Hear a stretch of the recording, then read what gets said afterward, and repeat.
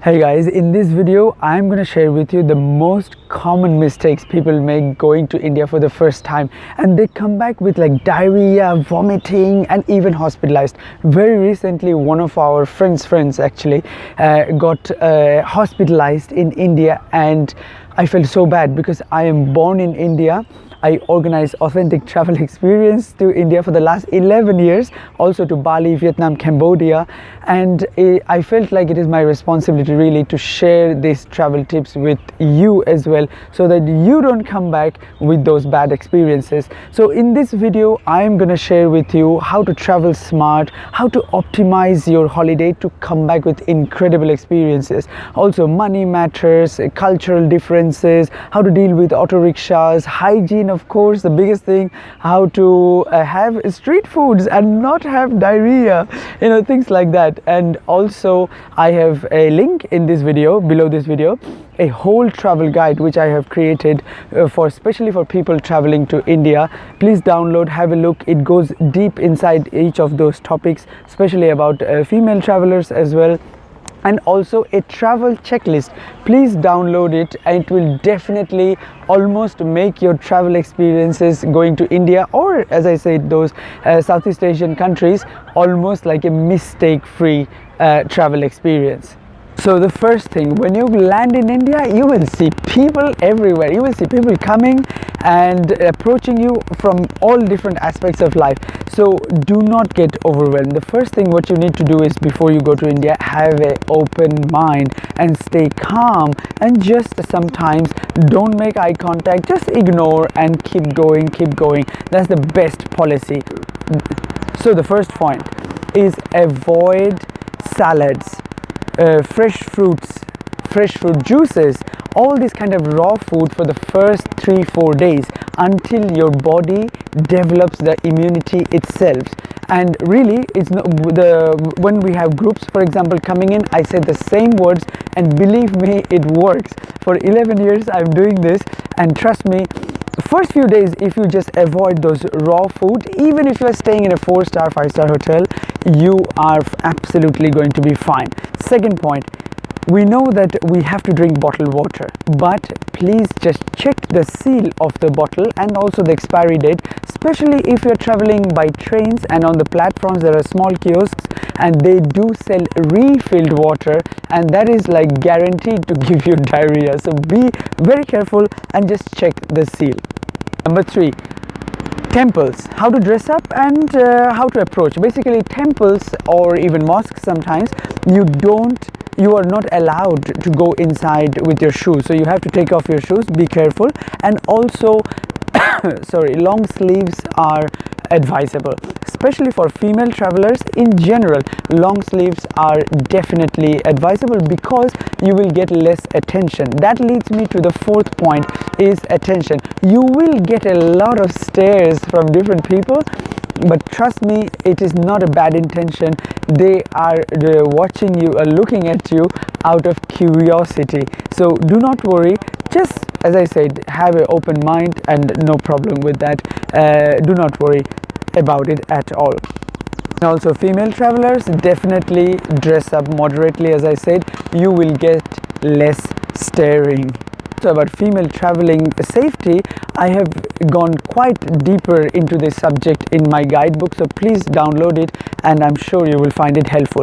Also, one more thing is that if it is a solo female traveler, I definitely advise you to travel with someone, even if you met him or her in India or in that city or place, because trust me, it makes life much easier for you, definitely.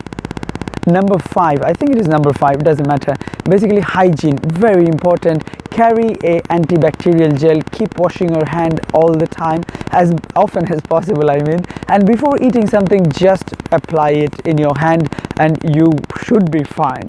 Number 6 is street foods. India is a paradise for street food. Now you can really avoid having diarrheas and all that from street food by going to places where there are queues. It means the food is hot, fresh, on rotation, they're selling a lot, so of course you're bound to have great fresh food. avoid the places where they are selling already cooked stuff and trying to serve them. So do not go there.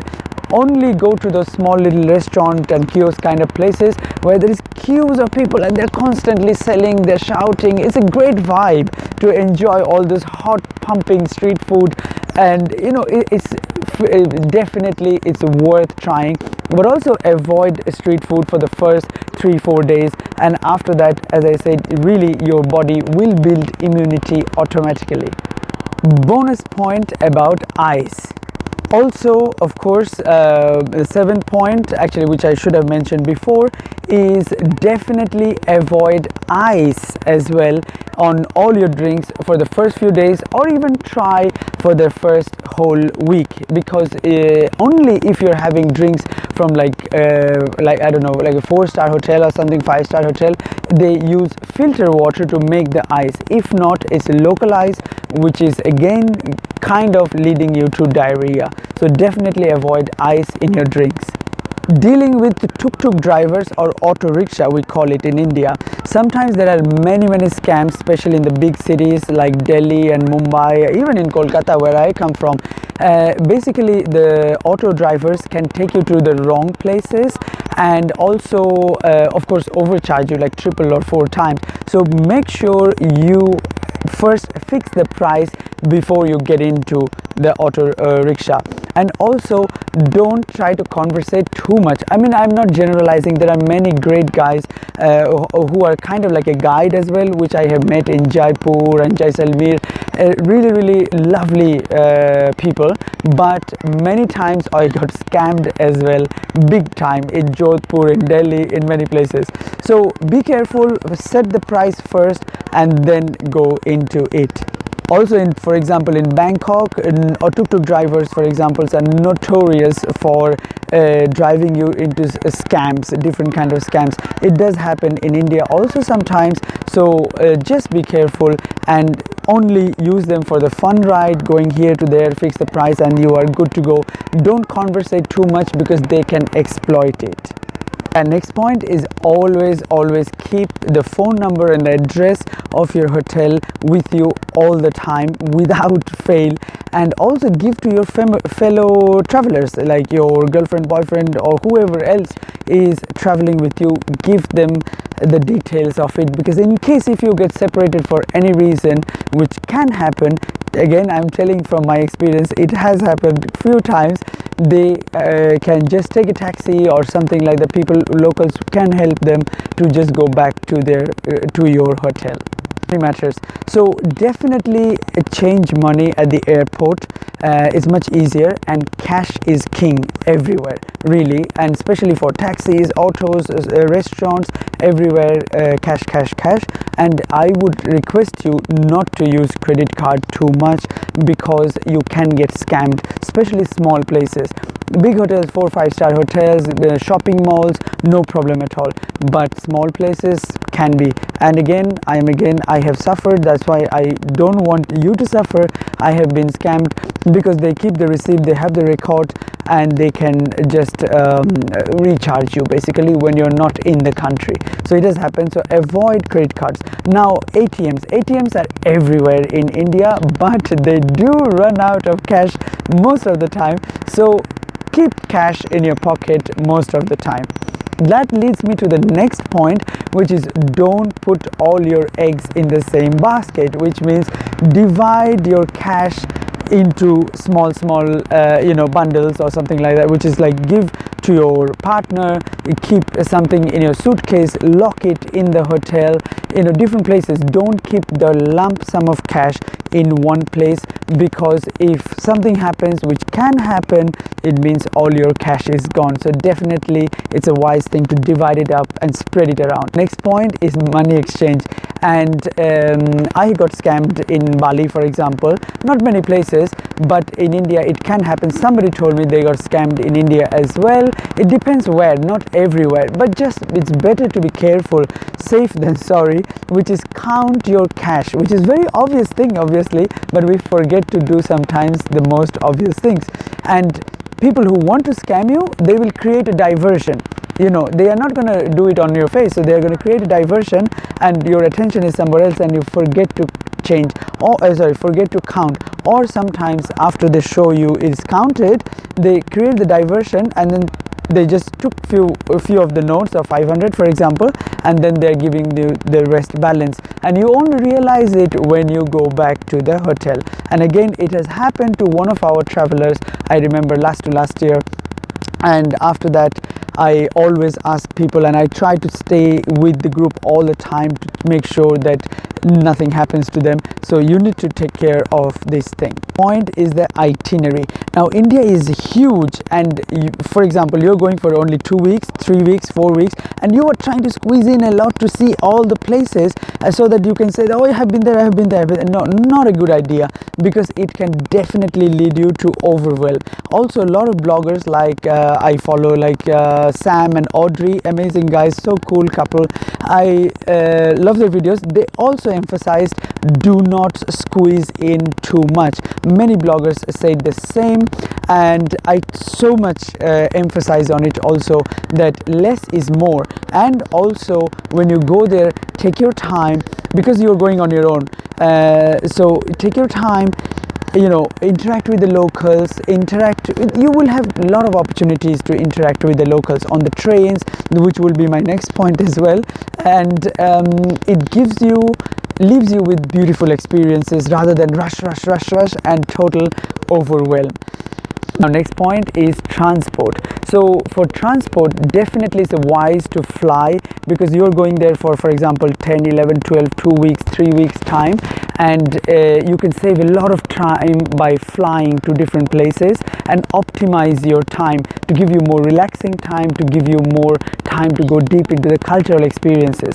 Also, trains are a great fun way, adventure way to try the local life, but do not, please, I beg you, go in the general class. Please buy at least the AC compartment. There is 2 tier and 3 tier, but it is very difficult sometimes to get train tickets. So I definitely recommend make my trip. All these informations are there is more information in my guidebook if you would like to have a look. Also, it is really wise, for example, the Golden Triangle area, hire a car, small car. If you are 4 people, 2 people, 4 people definitely is much more economical, but the driver would show you beautiful places and really would optimize your time and save you a lot of hassle and a lot of stress as well. Makes it much more relaxed, and it's not worth, I would say, taking buses, and that's ridiculous. So definitely hire a good car and good drivers. Get in touch with good travel companies, look into TripAdvisor, or we can help you as well, no problem at all. But go with some drivers to take you around Delhi, Taj Mahal, Agra, Jaipur, Rajasthan, all those areas, and then come back and then fly to other parts. So wherever possible, hire a car. Another point is bargaining. I mean, in India, we can't live without a bargain. I don't know why actually, but it's like from the morning till the evening, we're all the time, like from the markets, buying fresh vegetables, fish, everything in the morning. You have to haggle, you have to bargain, or some people call it barter. So start with like 50% or even lower than that, and then go up slightly. But really, this is normal, and do not feel bad that you are bargaining and you brought the price from, I don't know, 1,000 rupees to only 100 rupees sometimes. Especially on the streets, they would hike up. Not on the shops like that, but on the streets they would hike up like that, and this is normal. But they are scamming you, so you are protecting yourself by bargaining. One more, my personal tip is stay in a real palace and fortress, and you can get it for different budgets from $70, $80, $90 to $150, $200, even I think even $5,000, $10,000 also exist. But do not worry, stay in the $100 to $200 place even for 2 nights. At least once, I would say. It will create such a beautiful experience, because you are staying in a real historical place, like the artworks, the whole ambience. It's like it makes you feel like a real Maharaja, and we always do that. For example, in our itineraries for all our travel groups, it is like a must to give that special Indian feel, to Indian hospitality, do you know what I mean, which the big hotels can never give. So wherever possible, stay in a historical mansion, a fortress, a palace. It will definitely make your stay an amazing, incredible experience.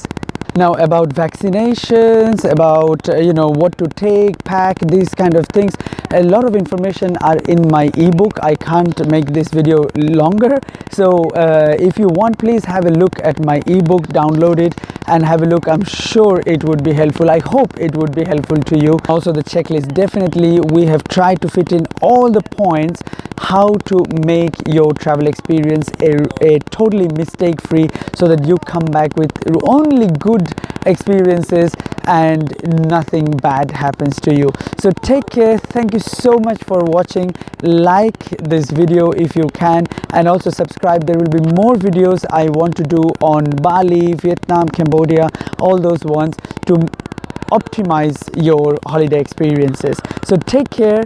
Bye bye. And also about itinerary, it can be a bit overwhelming where to start, because India is so huge, where to go, what to see and things like that. You can definitely get in touch with some good travel companies, and if you want, of course, you're more than welcome to join our small groups which only specializes in authentic travel experiences, less of the touristic tracks, more on the authentic travel tracks, let's call it. So click on the link below, download our guides, and also check us out if you would like. So click on the link below. There is a link for joining our Facebook group for meeting like-minded people who also love authentic travel experiences. So I will see you on the other side if you would like to connect.